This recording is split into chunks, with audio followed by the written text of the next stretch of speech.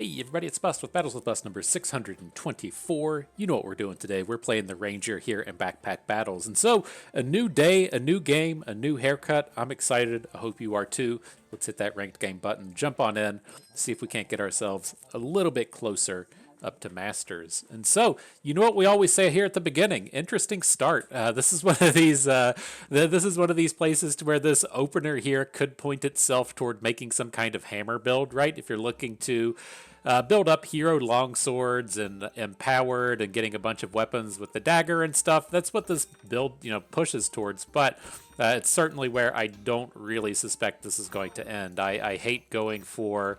I hate going for hammer builds so much that I can assure you we're probably just not going to do it. But reasonable start as far as having some direction and then having some sustain and attack oriented things so we aren't super one-sided here in the beginning. And so let's see how this knife holds up, see if the dagger does dagger things. I think we lose this round. It's always a bummer coming out here with the shield and lining up against a bow, but it kind of is what it is, you know. We got one shield block in there at the end, just wasn't enough. And so I mentioned new haircut. This is a wonderful spot to stop and talk about this, right? I've had this beautiful look, this well-curated and manicured look for probably like 15 years now. The way that this came about was when I was in like my mid-20s. I decided I needed to freshen things up and get a bit of a new look. And so I chopped off my shaggy college boy hair and then did this. I picked this because David Beckham had this style of haircut.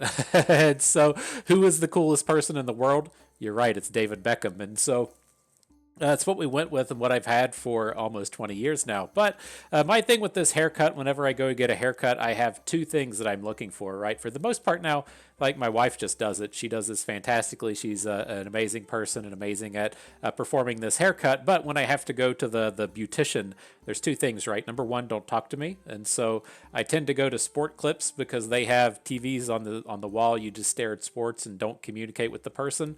Beautiful. I love that. Then number two, don't fuck this up. This has to be like a day one haircut, right? You go to beautician school, day one, they teach you how to do this. And if you can't hack this one, the two all over on day one of beautician school, you should probably just cut it out. And I was very skeptical as soon as the experience started because I'm 6'2". Typically, everyone that cuts my hair either like shoves the chair all the way down to the bottom or they get on a stool.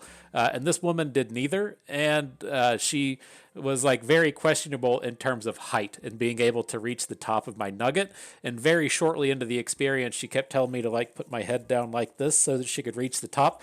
And I was like, yep, this is going to be fucked today. And so there's all kinds of fucked up things with the haircut. It's all like long up here in the front. It's all weird over here on the side. I think one side's longer than the other one. And then on another part, she was like, I'm going to start cutting this with a 1 instead of a 2 so it looks better. And I was like, oh boy, we're in for a wild ride today. But, you know, we got over it. We got through it. The wife still thinks I'm pretty, and that's all that matters. I learned a lesson in just letting the wife cut it every time and saving that $30. I already bought the clippers anyways, and whew, I hope this game goes better than the haircut. Glad you stuck around for this part. And so, with the stuff on the screen, let's see how we move forward here. Very a good set of things to the right between the wooden sword, the lump of coal, and the blueberries, helping us build a mana torch if we want. We did go for the mana torch build in the last game. Very successful in the mid game, very poor in the end. I'm kind of curious to see if we can't manage this game a little bit differently when we know that just like right here at the beginning we can generate a mana torch. Still need a health potion, but those are pretty easy to find early. So we could really focus in on the mana orbs and the brooms and stuff as soon as they turn up. Otherwise, you know, mana torches are still decent if we're going to push towards, say, like food builds. You just incidentally get a bunch of mana off a big bowl of treats that can then scale up the rest of your weapons. And so, long story short, haircuts and asides aside, I think I'm going to purchase all of that. Let's take one roll and see if anything on sale and cheap turns up. Didn't hit there, but I think I want to go ahead and just lock this leather bag. So as far as the remainder of this goes, let's get our attacky stuff in attack position. No real need to get the blueberries out within this stack. It's not going to do anything at all within this battle, and so we'll still just hang on to it. it should be good within the next round. I think the question is, do we want to lock in the Walrus Tusk? It does like soak up all of our money next turn, essentially, right? We have 9 gold next turn, 11 in total. Do we want to say lock this whole combination, right? The banana, the Walrus Tusk, and the leather bag, and just say this is it? Like, this is a very good thing in 2 ways. It gets us upgraded on the wooden buckler. It's like solving some of our bag space problems here, and it just kind of like guarantees we're getting good kind of middle of the road items. And so these are things that we're just going to want in every build anyways. And so I think that'll play itself out okay. So what do we got here? I think we win this round. Probably could have arranged this a little better with these gloves of haste and this empty bag out here, but what do I know? I'm sure we'll mess up literally nothing today. Literally nothing. So, all right, we got our torch, leather bag, walrus tusk, banana. Good deal. Let's get this up and running for our new items that we just acquired. Looks good.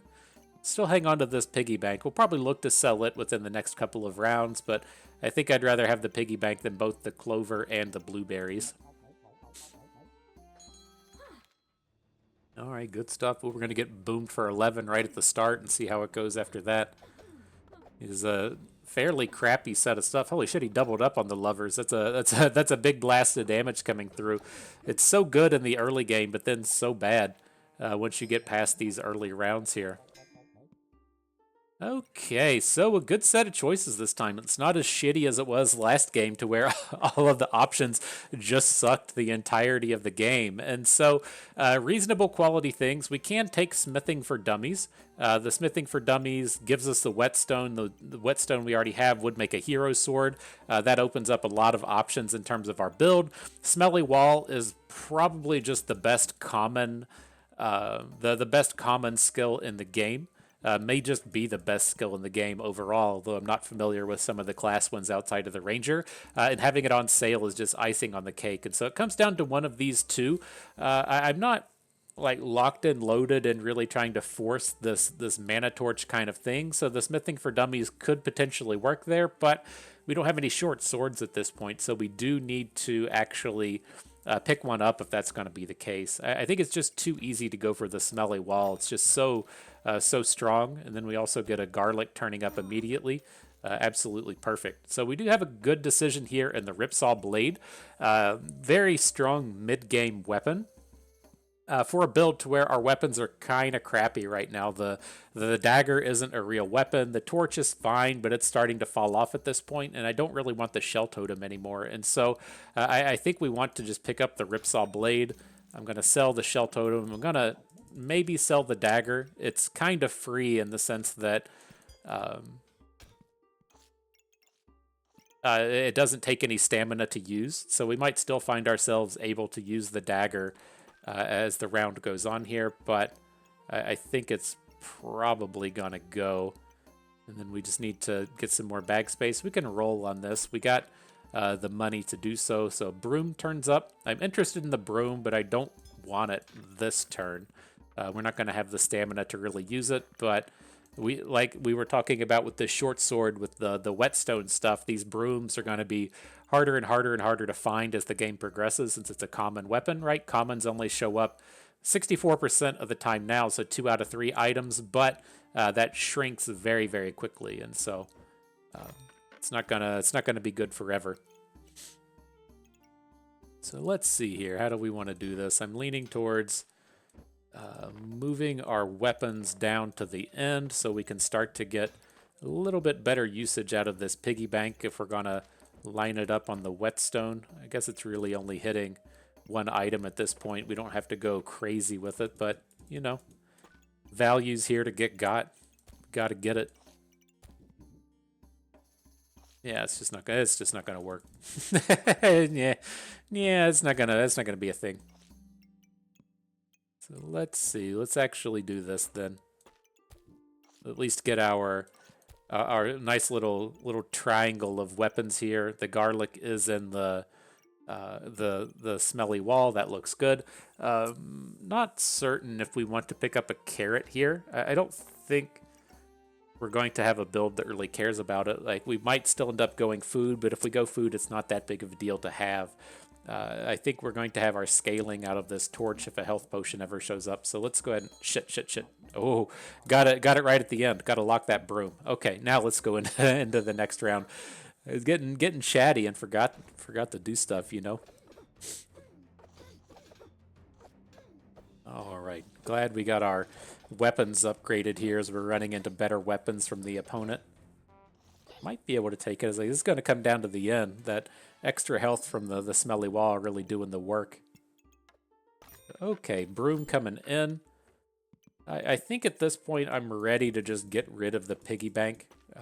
That round was fairly close, and so I don't want to be losing here, and so we'll get rid of it. Leaning towards just getting rid of the lucky clover as well, so we can be effective with our money this turn in the sense of getting the acorn collar in.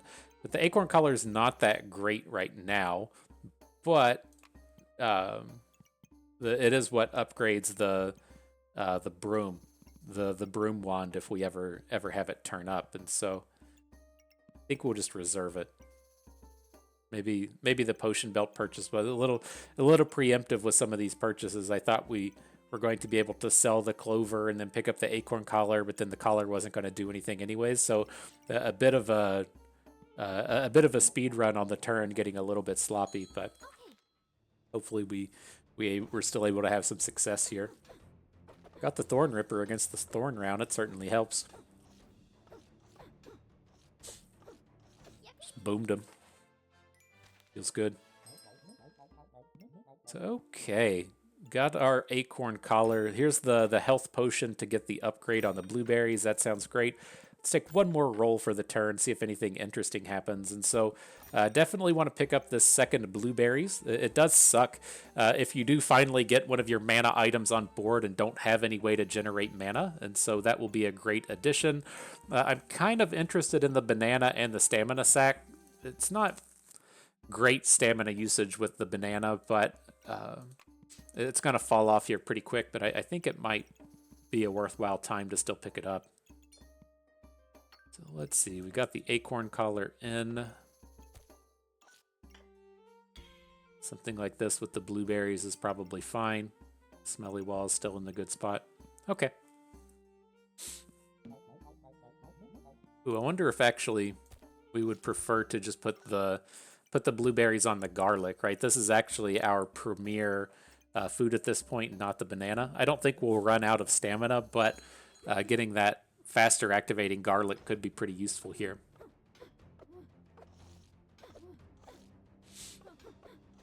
How we doing? Definitely not going to win a sustain round here, as he should be building up the poisons, but the poisons are nowhere to be found. There's a bit of an odd setup with the coffin case there. Okay, so we got the bag, we got the banana. Let's take one roll here. Ooh, a dragon turns up.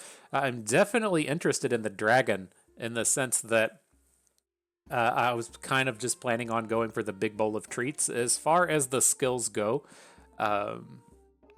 like I just don't like the Yggdrasil leaf. Like I get to where it's good with the mana builds, giving you the big chunk of mana right up front, so you're immediately activating your crit wand and immediately activating your mana torch. But like after that, this thing is just such a garbage item as to where the big bowl of treats is kind of interesting in the sense that it does generate a little bit of mana, and then we can also buff steal mana away from our opponents, and so it's not nearly as fast as like a big OTK kind of thing, but you do end up generating the mana you need to activate your abilities. And then if you are generating squirrel archers, they do happily take that crit bonus from the Critwood staff. And so I tend to just want to go big bowl of treats literally every single game. And I think that that's probably what we'll do here, especially with the dragon turning up. So I'm going to sell off this lucky clover, pick up the dragon. We do need to get our potion over next to the magic torch. Easy enough. Get the dragon in the bag here somewhere.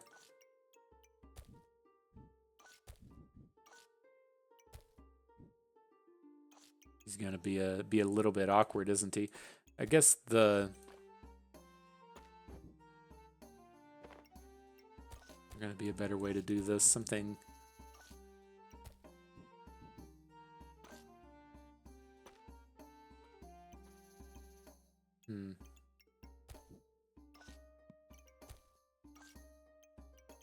Our dragon boy's causing a little bit of trouble. Let's see. All right, fine. We'll just do it the lazy way. Put the dragon up here up top. I guess might be able to do something like this. Have our food work out this direction. That's the money right there. That's where the stuff is. We're learning from the pros. Bust bringing that professional level knowledge to you, getting that fantastic rearrange in. You're welcome. I'm glad I got to show you that. Let me make sure the smelly wall's in the right place before we begin. Jump right in. This dude's ripping out the thorns. What the fuck's going on here? It's a very expensive set, having those 2 draconic orbs in the early game. It's like 16 gold just to try and take thorns off of your opponent. Maybe he's just like hasn't lost yet and is planning on going dragons immediately or something. Interesting. All right, though, yeah, and so, I mean, this is, again, like a little bit of uncharted territory for me. Jumping into Beastmaster doesn't feel like what you should be doing with things like the Mana Torch, but it seems to just, like, make sense to me in that, it does generate the mana. Generating all of the buffs is fine. It does give us a little bit of bonus usage out of things like these blueberries activating faster. It's all great. It's like, I just don't really like the Yggdrasil leaf. It...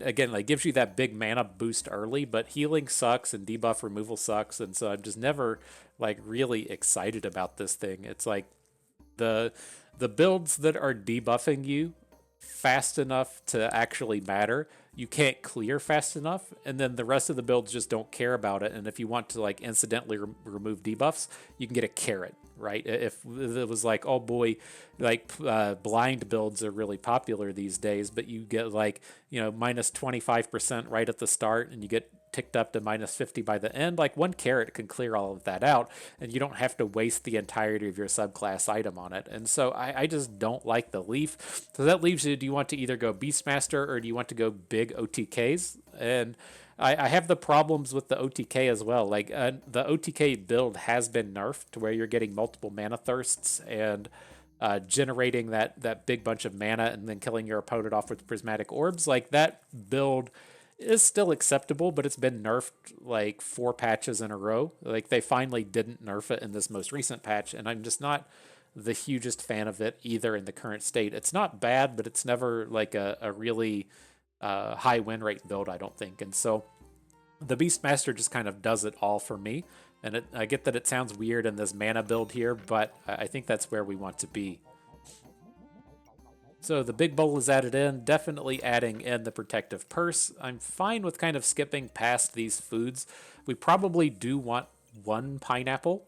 It's always nice getting that scaling thorns, especially if we add, say, like 1 Wolpentinger into the build. Makes it in the way where you don't generate thorns off the Wolpentinger and you have the big stack of stats for the stamina reduction, but it's a little expensive right here, and we do really need to kind of find a mana orb for this broom. So I think I'm going to just roll past that for the moment. On sale Holy Armor is very tempting, though. I think that's where we're going to go. This is going to be more of a grind fest of a build here, and so I think this is going to be something reasonable to add in. We do also need to fix up these, like our whetstone's not going to be super useful anymore. We need to sell that kind of quickly. And we got to make sure the smelly wall doesn't get messed up as we look to rearrange these garlics here. But not a ton of hexes on this board, so gotta be tough to mess it up in that sense. Smelly wall's activated. The big bowl of treats is down here doing stuff. We'll get our dragon online next turn. Everybody loves a dragon. Let's hit it. right. Caught this guy right before his upgrades hit. Looks like he's making a chain whip even though he has the upgrade to the thorn thing. Also upgrading the wand. Very lucky round for us hitting him this turn instead of instead of once he's getting all of these upgrades up and running. Good deal. All right, here comes our friend Ruby Whelp.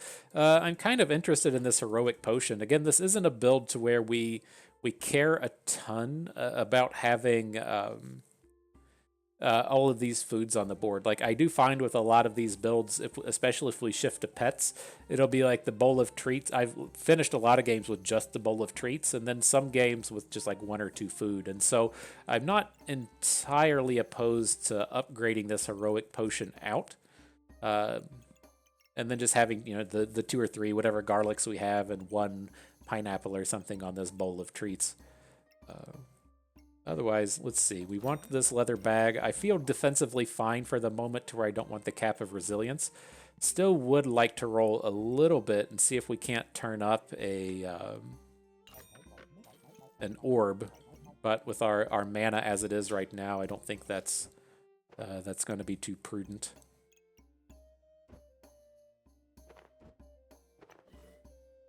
Let's do something like this. We'll get our dragon down here next to the collar, also in the ranger bag. That looks good.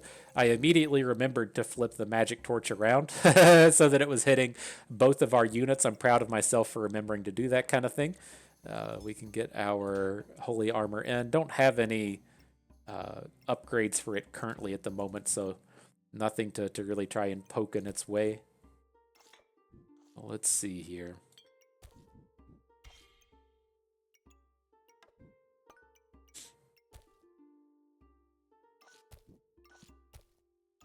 That looks pretty good, right? Our single smelly wall still getting activated. The bowl of treats looks good. Upgrade on heroic coming in. All right. Yeah, need to find those mana orbs. That was the story of the previous game, right? Just literally no mana orbs. We found one to make a mana thirst early. Thought we were doing all kinds of great mana things, and then it just never happened. And so. It's a definite bummer in these kind of builds when the items you need to be good don't turn up. Okay, well, definitely taking Acorn Ace here. I'm curious to see how this plays out with the Critwood staff using literally no stamina. I'm not certain how it plays out, but I'm definitely glad to add that into the mix. The rat, the chef is a potential thing right here, but I don't think we need it. Do we have it pulled up? Like how do you, is it not a class item? Where's the ranger stuff at? Here we go. It's just like gaining the hearts at the beginning we don't really care about, right? We don't have any of the vampiric items. Our stamina should be good, so we don't care about that either. So it's really just generating empowered, and we can get that in other places. And so I think we'll skip past the rat here. Definitely want the garlic, though. What else do we got? Hitting our mana orb looks beautiful. On sale bag. We're going to take all of these bags, but we may not need them immediately. The oil lamp is tempting as well. I think we'll just lock the oil lamp, get that up and running next turn. Okay. So the big question I have now is I don't think we need to like super care about getting the Critwood staff within the bag, right? Is that an accurate statement? This is just going to be annoying. I guess we have to do the bags this way. I was trying to see if we could get our dragon in here with this in this like 1 hex space. Maybe something like this is what we would prefer. Okay, then we'll get our broom in the bottom. Get our upgrade on the broom. And where are we at? We got a stamina potion we don't care about.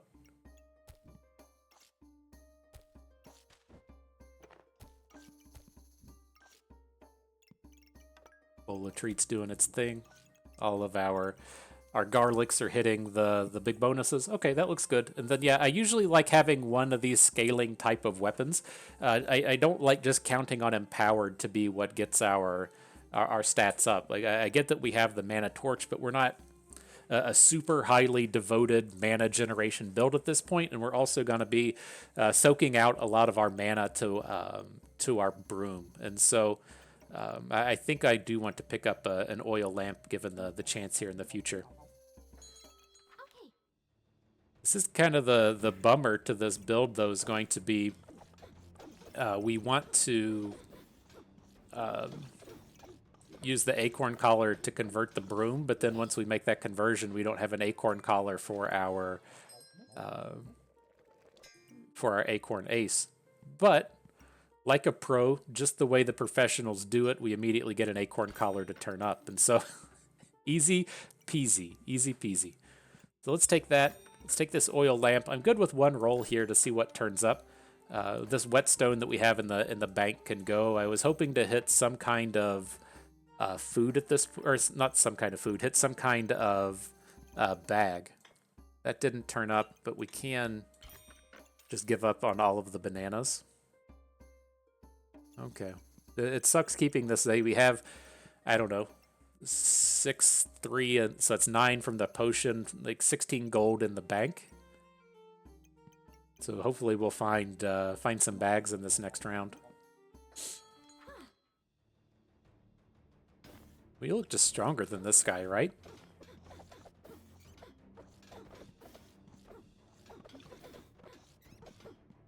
I don't know. I didn't do any real mathematics on that, but it seems like we were. Took him down easy. All right. Blazing right along. So here's a bag. I'm definitely interested in the glowing crown, but we need more bags at this point, so I'm going to skip past it. Taking the squirrel, that's fairly easy. Big bag turning up, beautiful, beautiful. So everything we need is just making its way in. So I was wanting to do this. Probably say set the squirrel up like this. Start giving up a little bit on these foods to make our other items work. And then we've got our stamina potions. And so yeah, the thing I'm looking to do here, we need at least one more mana orb, right? We want the one mana orb to make a mana thirst. We'll look to sell off the Ripsaw Blade, add in the mana thirst, just get some generation that way. How many more weapons we can add in at this point, I don't really know. Let's see. Let's do this, actually, in the sense that it's tough for me to really gather what we're going to be getting out of this Acorn Ace, right? The Critwood Staff uses, I think, 0.2 mana, or 0.2 stamina per, as far as the round goes once it's up and running. And then if we just count everything else as 10%, that should be... Where are we at? I'm trying to... So it would be minus 0.4, so that'd be like 1.7. And then 10% of 1.7 should drop us down to like a 1.6 stamina, which isn't crazy to try and drain out. Like we probably won't even use 2 stamina potions this round. So where that tangent was going is I think we could support 2 mana thirsts if 2 mana thirsts turn up, but we're kind of far away from that at the moment. We do need some kind of mana generation though. Just this 1 blueberries in the food isn't quite enough to keep our torch, and I don't think our crit wood is even going to activate whatsoever here. But I think we're still in a good space. Maybe we have to go past the glowing crown. It's not going to activate with the way our build is set up here. So I'll take the lock off of it. Add in the bag. That's fine. Kind of tempted to pick up the gen lamp. Another strong way to activate this buff steal build. With the big bowl and the squirrel stealing the buffs to fuel the gen lamp. And then we do have the armor gain off of the holy armor. It should just be better than the oil lamp, and so we'll take that three gold lost there just to get this up and running. And we gotta find mana generation. Happy to find blueberries. Let's keep rolling. We can lock this bag. It's not the worst thing in the world.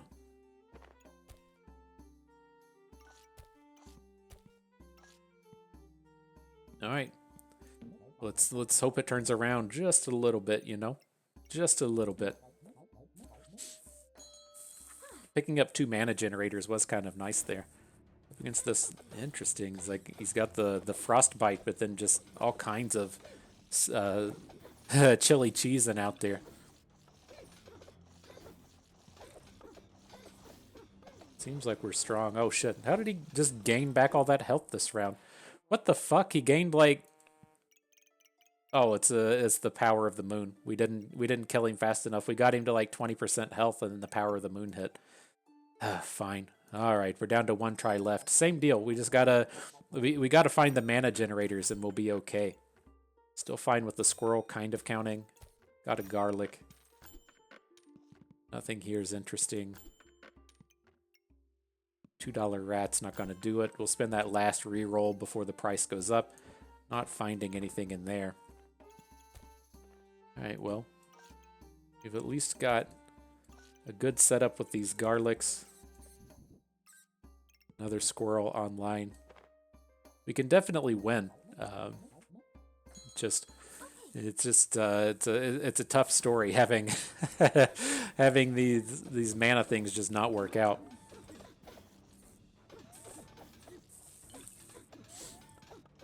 It's like we're sinking down. We've run out of stamina. Surprised to see us run out of stamina here. Again, like, why is it's so bad? We're at 0.7, 0.8 off the crit wood.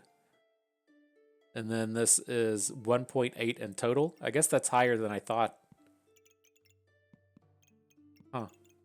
We were hitting into a moon shield, though. That's where all of our stamina was going. And so it's tough. Like, this is the exact same thing we ran into in the previous game. Like, I don't know what the answer is. This is why I am not a huge fan of going after these wand builds. It's if the mana orbs don't show up, you just lose. And I get that we could have, say, just like rolled a little bit more. Maybe that could have done something, but if we wanted to say like give up on a dragon or give up on a squirrel just to roll and try and fight a mana orb, maybe we could have done something. But it's so brutal when you just like have to find one item to make the build work, and then it just doesn't turn up. And so again, like literally, if you're a daily follower, you saw the previous video. We had the mana torch into the mana thirst. Never found another mana orb to make the critwood staff, and our build just fell apart. Very high power spike in the middle, completely fell off in the end. And then the exact same thing happened here, right? We had this really big power spike in the mid game. We got the mana torch online. We got the dragon to evolve. The bowl of treats helped out, and just the mana orb never turned up. We're never able to get the build up and running. And so the thing that I always harp on as far as this style of build goes, it's completely okay to go after a build like this, but if this is the worst case scenario to where we, I don't know, lose 5 LP, this is probably only like a 3 LP loss on this game. Like, how good is it when it's really good? Like, this build has to be able to like jump into the bonus rounds. Like, you can't have a build that just loses like this when things go poorly and not have it jump into the survival rounds when it's good. But I'm not entirely certain that it's able to be good there, because it needs like so much before that point hits. I think the kind of critical thing would be is if you also have a mana thirst, and then you're just looking for more mana orbs at the end to activate the rest of your items. Like, that might be a kind of okay space to be in, but this is just so brutal, jumping into these rounds to where it doesn't come together. And like, I guess, you could have gone Yggdrasil Leaf, but the leaf would generate 10 mana right at the start and then generate no more the remainder of the battle. They're in kind of a very similar spot as to where you just don't have the mana generation to have these things popping off. And so, like, I don't know, like, it's 2 in a row to where we've really just gotten zinged by that not coming about. And it does always make me like curious about the future of backpack battles in terms of how the meta is going to be balanced and how things are going to be changed, right? If you look at games like Hearthstone, Battlegrounds, and games like Teamfight Tactics that played through seasons to where essentially all of the cards are refreshed, or there's a certain amount of cards that get shuffled in and out, and maybe some of the common cards get to stay. I'm curious what the plan is as far as backpack battles goes, because up to this point we've seen like no removals of items to the best of my knowledge, but it gets very interesting in terms of combining items, right? If we go back to Battlegrounds, you just have to find the same card. You find multiple copies of the same card and you get the upgrade. And the same thing applies to Teamfight Tactics. You find 3 copies of the champion, you get the upgraded version of the champion. And so just like refreshing all of the cards, the upgrades all just fix themselves because you're just looking for additional copies of the same thing. But in this game, you're looking for specific items to make recipes. And so with this, what we're going on and on and on about is we would need to find both a broom and a mana orb and a critwood ring. And that is what makes the critwood staff that we have out here. But as you add more items to the game, the harder and harder and harder it gets to find these combinations of items. And so it puts you in a space to where there needs to be some kind of balance between if you the 3 of you that were with me back when we played Expedition in in Legends of Runeterra, it's the draft format of Legends of Runeterra. The thing that I talked about quite a bit in terms of deck building is making what were called good cards decks, to where you just basically took the best card that was available, then you just tried to make a deck that had a good mana curve with a bunch of high quality cards in it, or you would look to have kind of a build around style of deck, to where a couple key copies of cards that would turn up, and if you got the deck together, it would really synergize and be really powerful, much more than a good cards deck could do. And it was always kind of a delicate balance in picking which direction you want to go and how the scales are balanced as more cards get added into the game and everything. And long story short, what makes me curious with backpack battles is, to me, it feels like it's very, very, very important to just be going for good cards decks every single game. And so what I've kind of mentioned in the videos before this in the Ranger weeks is I really like building spiked shields. I really like going for thorn whips and then trying to pivot around a thorn whip. And so you have this kind of sub theme of thorns, to where you have the shield, you have a tusk poker, you have the thorn whip.